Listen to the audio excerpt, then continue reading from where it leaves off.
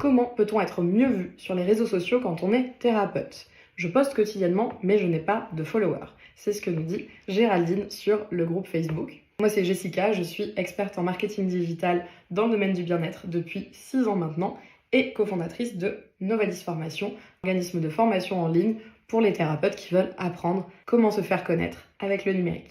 Alors c'est sûrement une difficulté que vous êtes beaucoup à rencontrer, de poster tous les jours sur Facebook ou sur Insta ou sur TikTok et d'avoir très peu de visibilité, très peu de followers et surtout très peu de rendez-vous.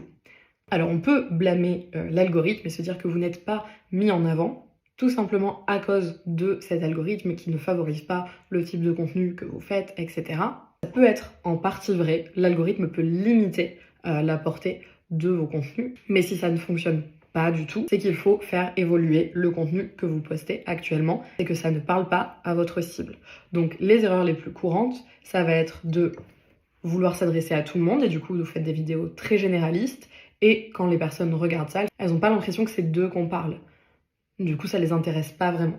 L'autre erreur, ça va être de faire du contenu que pour parler de votre activité, pour vous mettre en avant comme si c'était votre vitrine. Donc vous allez expliquer vos services, vous allez montrer votre cabinet, vous allez raconter votre histoire, vous parlez finalement que de vous.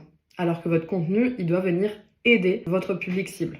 C'est-à-dire que quand quelqu'un découvre une de vos vidéos ou un de vos posts, il faut que cette personne se dise « ça parle de moi ». Et en plus, ça m'aide, j'ai quelque chose de concret que je peux retirer de ce contenu pour m'aider avec mon problème.